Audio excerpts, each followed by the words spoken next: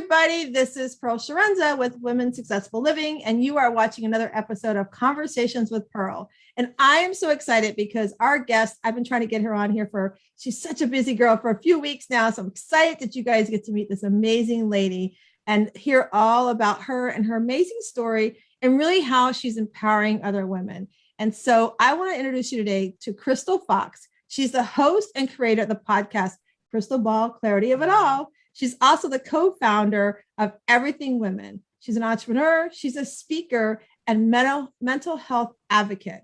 She's making it her mission to break the stigma around mental health by creating those spaces to not only share her story and welcome authors, therapists, coaches, and other mental health advocates to share their overcoming stories.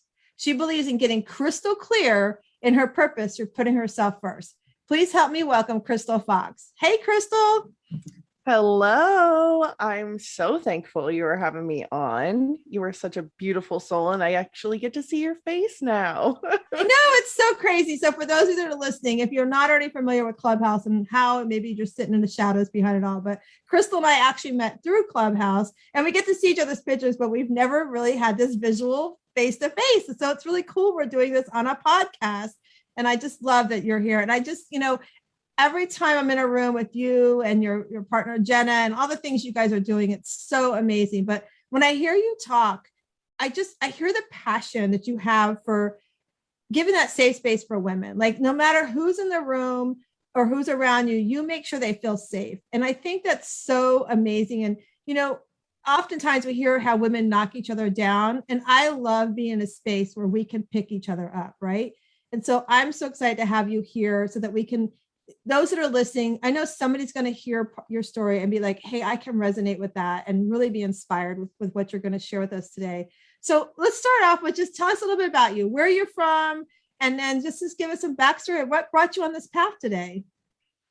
Oh my goodness, I'm still so excited to be here. And yeah, I am someone I would like to say a realist. I like to keep things very real, honest. I always have, and I thought it was wrong growing up. I just wanted to be different.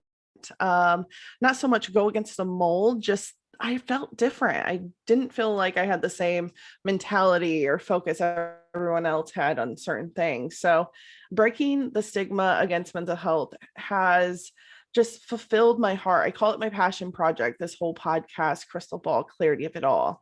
And I think it's really important I'll first take you back a little bit and tell you just how I even got here. To be honest, I'm very thankful. But it really started with me getting really burnt out. No one tells you about burnout. And I always kind of laugh because there was success, and that was the main focus. I wanted to ensure there was never going to be a time and place I would need something or want for something, because I grew up extremely poor. My parents were both addicts, even more ways than I had even known. And I was the youngest of 3 kids. My brother and sister, both 9 to 12 years older. So there was a vast amount of years. So I feel like we lived different lives per se, even growing up in the same house. They got to see more of my parents being parents, where I saw, I call it Jekyll and Hyde. I got to see them kind of change by pretty much like 3 p.m. They would be different people. And I went through a long period of time where the nights were really dark between living with them. And my brother and sister were both outside of the house, and it was just me. And it was really, really hard. I didn't understand it then. And growing up, fast forwarding, like I lost my mom at 13 due to that addiction. My dad has pretty much lost any recollection. Like he wouldn't even be able to spell my name to you right now. And I haven't spoken to him since I was 14. So I was definitely someone always on my own, to the point where I had gotten into a relationship, and he had even tried to physically harm me. I had to call 911. I had bruises on me, and I knew I was better than that. So I got out immediately, which I know a lot of women, it's really hard. It's really hard. And I was very thankful for the people that were surrounding me. But in the same sense, I was actually homeless, and not a lot of people actually know that story. And I got lucky for going to cot, but because he had the house and everything that I had put my money into, he became a stalker. I had to get cops involved. It was just this whole thing. And that is actually something I have not shared, not even on my own podcast, to be honest with you, Pearl. And I just think that there's so much learning there. I then went on. That's why in the success in my career, I was working for a plus size fashion industry and traveling, opening up brick and mortars, training teams. And I just had this passion because I truly love women, and I love the spaces that we can sit there and create, because it's not about competition. It's actually about building each other. And it's not just talking, right? It's not just BSing and saying that to one up the next person and to what, and then talk bad about them. It's really to sit there and say, hey, I have this piece of information because this was my experience. You've gone through that, and we can actually learn and grow together and change, because women are amazing. Okay. Amazing. But we are told the opposite. Therefore, I put everything I had into my success. Now, I had been married, divorced because he cheated on me, and that was just by like 22. So I had lost my parents, my family. I had been homeless, married, divorced, and starting over an temp job. And that is where I actually met Marcus. And we have been together 10 years now. So I'm very thankful. And I always tell him I wouldn't have ever been in that point in time had I not gone through everything. But that didn't keep me away from, again, diving all in and keeping me to the wayside, like self-care. No, it was this job. This was the success, my determination, and in my dreams. Like, I love fashion and plus size fashion. Like, it fits me perfectly, right? Like, my closet is ridiculously filled, I'll be honest. But it was just my creative side. But when they were well aware of my infertility issues, which I do talk about a lot, I suffer from PCOS. And there's not a lot of information out there for someone on PCOS. Clubhouse has been helping other doctors that are taking the initiative. But at the end of the day, infertility issues are going to be just that. They're hard. I suffered from two, one of them being at work at this job. So they were well aware, and I had a switch in management. I kind of get like a little choked up during this time. Because I never saw it going that way. And I literally stayed a year where she was a complete bully, and she gave me the ultimatum that I would need to choose between having a family or a career. Yeah. Another woman told me that. And I was in a very fragile time. So I had to make the biggest decision, which was to leave. And I cried. I remember going in each and every day and just like high anxiety. My depression got 10 times worse because I didn't want to be there. I felt, taken for granted, and all of the bad things, like this company betrayed me. So I left and went back to the corporate job, and it was different. It wasn't as fast paced. You see the same people, and that's fine. I'm still actually at that job. I'm very blessed to have it, but it was a different pace. And it's different when you go from being the boss to not being the boss. That's just right. I'm just going to be really honest. And it was 2 months later, feeling the adjustment, that I found out that I was pregnant and was losing my third. So at this time, I had 3 miscarriages, and the medical field does not help any way, shape, or form on the mental health level. And I think that goes for moms too. And I've spoken about it several times, that there needs to be mental health support and more communication to what actually happens with your mind and your body. Because I felt like during that time frame, I could not even express to my husband this. It's more than just the cloud that you see on a commercial that's raining on you, but it was like sunken. I'm an extrovert. I can talk all day. I love people. I miss hugging people. But in this time, I went so inward. I was so sunken. And I just feel like the Crystal I knew wasn't there anymore.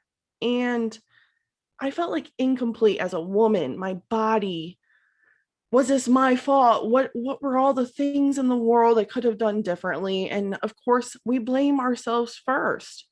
And in that moment, I thought all the love I poured out in the world, all the support I gave to anyone, even when I was without, that when you're in your trying time, people will show up and pour that into you. And then somehow it's supposed to be this magical thing, right? I truly believed. And it just like you lift up from the ground and the tears fade away. But just like Mel Robbins says, like no one is coming to save you. And that was probably one of the biggest life lessons I have had to really figure out. And I'm in my 30s figuring it out. I thought I had been through enough, right? I listed everything out for you. But in this third miscarriage and everything leading up, I just felt like nothing. Depressed. I knew I needed an out and to find my voice. So if you could see, if you're listening to this audio wise, I have this mic and he is still my best friend. $25 mic from Amazon. I felt like podcasting gave me this small piece of the world back, just this little corner that I could just be me. But no, like, yes, people were listening, but it didn't really recall to me. It meant more what I was doing. So I feel like my first and second seasons was me being inspired by different topics I wanted to talk about and talking. Honestly, talking. And this $25 mic helped me in so many different ways. I also paired with a therapist. There were things I didn't even know what I was going through and couldn't say. Now, I believe that I've learned more than just talk therapy. I think that can help you. But I meet amazing coaches like you, Pearl. And you take it a step further where you come into, like you've come into my life. You're sitting there, you don't know it, you're whether sitting in bed or on my couch with me, but you come into people's lives. And that is what I'm just kind of thankful for. Like my source is God, and I feel like he positioned me in a way to be surrounded by women to teach me things so I wasn't sunken anymore. Like season 3, I get to sit here with you. I get to listen to your stories, your experience. I get to listen to so many different women persevere when they too thought someone was coming to save them.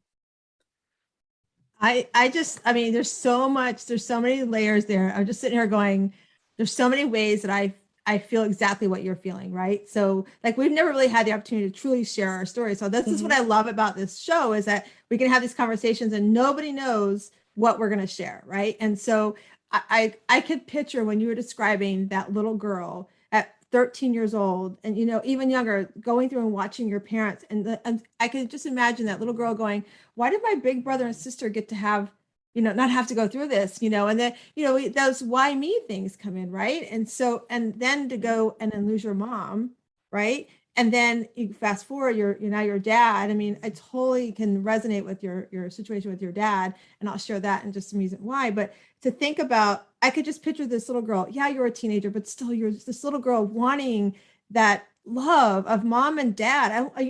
I'm looking at my friends, and they've got these, you know, great, from the outside looks great, normal life, right? And we don't know what happens behind closed doors, and to want that, and then to have to, you know, become homeless at such a young age and try to find that voice and that the way of saying, I want help, right? And then you go down that path, and the person that you think is going to help you ends up not, because you just want to feel that love. And it's interesting you talked about that. I had a conversation with a friend of mine today, and her daughter had some surgery, and she it was like we kept talking. I'm going, do you think it's tied back to the surgery? Like she had this shift in her change of attitude, like quitting school and not wanting school, and then the people she's started to surround herself with, and we were talking about how moms, my story to become a mom is almost like the path of yours, that we feel like we have to, we have to carry all the burdens and we have to be that person to take care of, when the kids are down, we don't show too much emotions. But when it hits the dads and the dads start crying, like, that's so overwhelming to see. And to think that, here you are, this young girl that wanted the dad to be like, I just want you to cry because I'm hurting for me. Right. And to have to find your way, Crystal, and into this world of what's out there, at such a young age going, where do I fit? Where do I belong? I don't have a mom or dad to guide me anymore. And that whole process. And, then go down that path of wanting to have a family because you want to love somebody and bring, a beautiful child in this world. I totally, like when you're describing that, I was like going, like, I have chills saying this right now. Chuck and we got married. I got married young, 19 years old, but we got engaged 19, got married, I was 21. And we've been together over 30 years. But the path to having children was 10 years in the making. I mean, it's fertility treatments and everything like you said, PCOS back then, they didn't call it PCOS. They didn't know PCOS back then. Yeah. So I had 7 fibroid tumor surgeries over a 7-year period. Yeah. And so finally we were like, okay, let's do a fertility treatment. We had moved from California to Virginia. And so we decided to try a treatment. And it was that we got, supposedly it was pregnant, but they come to find out the next center that we actually went to and had success, they're like, yeah, they're known for upping your meds to show a positive pregnancy, but in the hormone levels, but you're really not. So we'd gone through that whole process going, they took our money, right? It's like, they took our money. So we just kind of took a step back and we were like, we really want to have a family. And my husband, his dad died the day before he was born from leukemia. So he never knew his dad. And then he was raised by a beautiful stepfather, amazing man. And then in my family, we had adoption all around us. So we said, let's take that path. So we just kind of told everybody that's what we want to do. And so through our story and our journey, our oldest came to us from our heart. And, he's an amazing young man. He's Haitian and Czechoslovakian, so he's mixed race. And so my dad and my mom, and even my grandfather, was the cutest. It was an amazing story. Matthew was in California. So I had to go to California. My husband stayed behind in Virginia because we were going to take a while to get all the paperwork done. We had 2-week notice to go get Matthew. So I remember my grandfather and my dad was so excited for us. And then my grandfather, I was not only a daddy's girl, but I was a grandpa's girl. So it had the best of both worlds. And I remember my grandfather sitting on the couch and I said, hey, Grandpa, I have something in mom and dad's room for you. I'm going to go get it and bring it out. And I brought Matt out and he's like, I knew there was a baby in there. Right. So, but I can tell you like that whole journey, like going down that path and watching, my husband's the oldest of all his cousins. So here we are going to these little cousins, the closest one was like 5 years younger than him. So we'd be going to these weddings and we watch them having kids and we're like going, and then I'm sure you too, like your friends and family go, yes, I'm sorry. I'm like, don't be sorry. I'm so happy for you. Right. Mm-hmm. And so you just want that joy. And, the loss years later, we went through fertility and we were able to have our youngest son, Nate, through fertility, which was a miracle because, from going through that process, typically you get all these numerous number of eggs, hopefully that, we had 3 eggs that we were able to retrieve. So we had a 1 in 3 chance of something happening. Mm-hmm. And by miracles, God took care of us and we got Nate. Mm-hmm. So we have these 2 beautiful kids. And I'm listening to you talk about your dad. And it reminds me of my dad. I told you I was a daddy's girl, right? So my grandfather passed away when my youngest was 2. But my dad my parents got divorced after 43 years of marriage. Was not a pretty divorce. So we come fast forward. We kind of had gone our separate ways because of some of the things he did and he said to my kids around the divorce. And then so we kind of reconciled and he came to stay with us for a little bit. He lived with us for a little bit. Now Matthew was Matthew was like a freshman in high school. And all of a sudden my parents could never be grandparents. They always felt like they had to be parents. And I'm like, be the grandparents, let them get in trouble, let them do crazy stuff. I can be the one that's not like, right? I mean, it's just crazy. funny story is we went on a cruise and I come back and my mom had watched the boys and she's like, you need to talk to Matthew. I'm like, why don't I need to talk to Matthew? Well, because when he goes to bed at night, he plays with these army men. I'm like, Ma, do you remember when I was a little girl? I would play with the ribbon on my blanket. I'm like, he's just doing that to go to sleep. He's not playing not to go to sleep. He's getting himself go to sleep.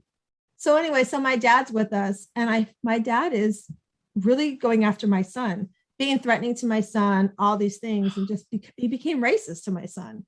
So I had to draw the line. Yeah. And so I totally, I think about what you said with your dad, and I can resonate to somewhat of that because it's like, he doesn't even know what we're doing in our family, right? Like his behavior is everything. He wouldn't even know what's happening, the good, bad, or indifferent that's happening in our family, right? And so I can't imagine what that is like. So my question through that is, as you've gone through that and, PCOS, there's so many things, and you and I will have to talk after this because I have some things that I would love to share with you.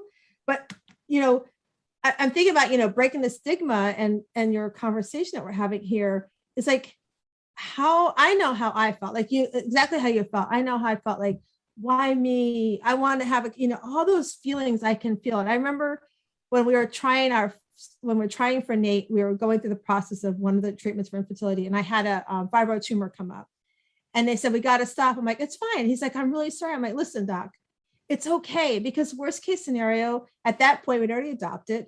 I'll go adopt again. He's like, I would love for you to talk to some of the women and help them understand. I'm like, I've always wanted to do that. I still want to do that.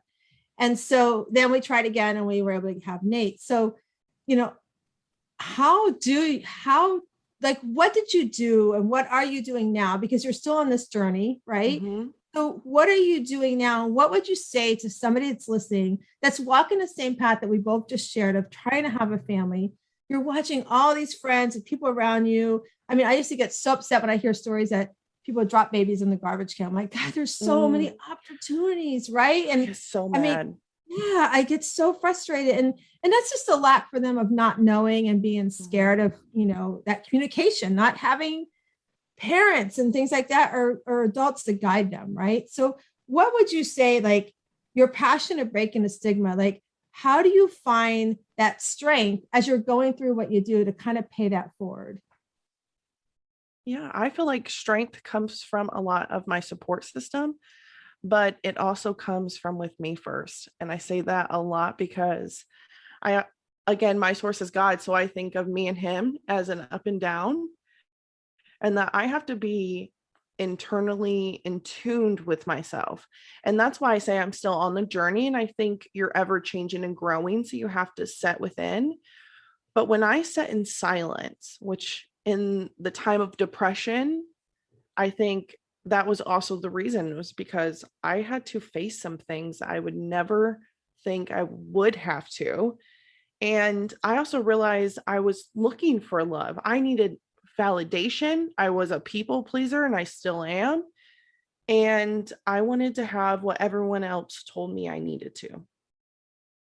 And I honestly been living by everyone else's rule book. It was really up until this past year, holding a childless, child-free space, that I realized I could love a child, and I want one, and I will. But at the same sense, I don't want it on someone else's terms because I'm supposed to, because I'm a woman. I want to make a life with my husband. And that's the discussion that we've actually been having is, what does life look like? I refer it back to Sex in the City when there's Carrie and Big, and they make that call where they're just not going to have kids. And they're like, but we get to go to all these vacations and we get to do all these things, and we get to have the big closet and do anything that we want. So I just first want to say, find the reason why, right? What's your purpose? What's your reason to have the child first? Because don't do it on someone else's account, and really look within, because I truly feel that there's that unconditional love, right? That I felt with my mother, but the same sense, like, even though she had that, it wasn't like it poured something and changed her circumstances. And I feel like having a child doesn't mean that the cup's pouring back into you. You really have to get in tune with pouring into you and saying, this is what I need. So I've been telling people, and people kind of cringe when I say selfish, but I don't mean go be a jerk. I'm just saying get in tune with yourself. And by doing that, what has helped me is journaling. I do 4 different journals, and each one of them, I have a sad journal, which I will not go back to once it's written in, but I keep them all out because your emotions, your thoughts, they flow. And especially having anxiety, there's so many things anxiety tells you. You got to put it in a book and put it away. So there's the cheerleading journal where it's like, I totally got this. Like, I got a task list today, but I got this, and this is why I got this. It's because I woke up, I did the things, I feel great. And there's a confidence, like little check box at the bottom. So I can say, not feeling it today, but I'm going to write in here to tell myself that I can be anything and do anything. Or I can say my confidence is off the charts. I have a prompt journal. It's called Find Your Effing Happiness. And it has coloring pages. That's right. As an adult, why did we stop coloring? We did. And it was something we loved. We don't have to give away things we love. And when you tune into yourself, you realize you stopped doing a lot of things that you loved. Coloring was one of them. And it helps. It really helps if I just don't want to think in that moment and just focus. It brings my attention to it and takes everything away. But there's a lot of prompts, a lot, obviously by the name, you can tell a little snarky, a little, but it's fun. And I laugh at it. And if you know my sense of humor, I'm like, this is me. And yeah, I also have my planner, and I just like the planner has the dump. So we're warriors. I feel like as women, like the task list goes, especially right before bed. I'm like, tomorrow I got to do this. In 6 years, in 9 years, I have this task list that I have got to accomplish or do. Why I'm thinking about that at 9 p.m. on a Monday, I don't know why. So I just dump it in there and put it away until, hey, I have, 15 extra minutes. Let me pick something from the list. I So love that. I would say, you have all these I think it's so cool. And for those of you who are listening, if you know me, I say self-care isn't selfish. So way to go, Crystal. I love that you're pouring you first, because you don't take care of you first. You can't do and take care of everybody else. And it doesn't mean you have to do it 100% of the time. I talk often that, we climb this mountain, we're climbing this mountain of our life. And sometimes we need to sit in the rock and just look back and say, hey, this is where I've been. And journal about it. Like journal how you feel about it, all the successes, all the failures, what are your lessons, and I love that you got different journals for the different thought process, and then start climbing again. And then when you get to the top of the mountain, what happens? You got to come back down the mountain, right? So sooner or later, you got to come down the mountain, good, better, and different. But instead of rushing and falling down the mountain, why don't you just take your time going down the mountain and look and go, where am I going? Why am I going this way? And like you said, write about it, like journal about it. And if you need to get a coach, a therapist, whatever that is, for every woman that's listening, there's nothing wrong with that. Even coaches like me need coaches, right?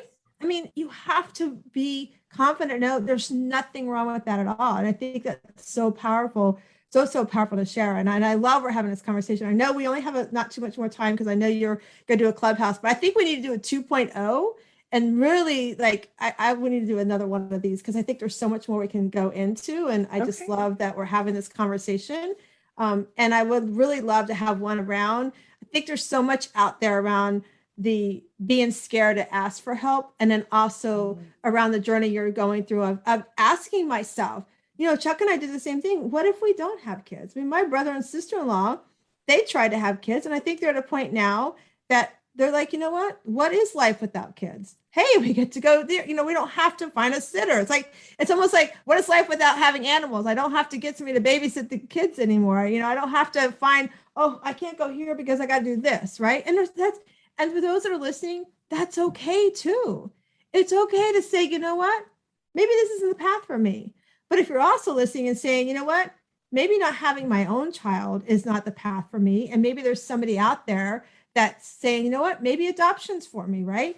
So I always tell all my friends, all my clients that I've coached through this journey as well, listen, tell everybody and anybody if you think adoption might be something for you. So for those that are listening, tell everybody and anybody That's how we got Matthew, because one of Chuck's old coworkers, remember, we were trying to have a family. And she called and said, hey, you got 2 weeks. You want this young man. And so we did a lot of reflection on it, the whole thing, especially because he was mixed race. And, there's a whole other story there. But, it's okay. And I think knowing that, I think having that conversation is so important, like you and your husband are doing, to say, you know what? Maybe God is saying, this is our path.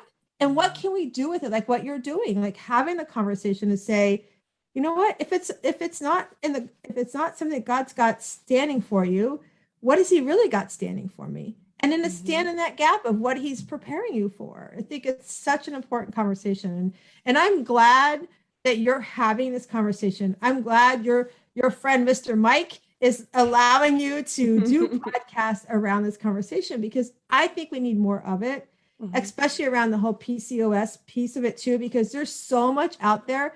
I met an amazing doctor here in Florida where I'm at, and he's really specializing in that. And he's talks about the fibrotumor surgeries and all that stuff.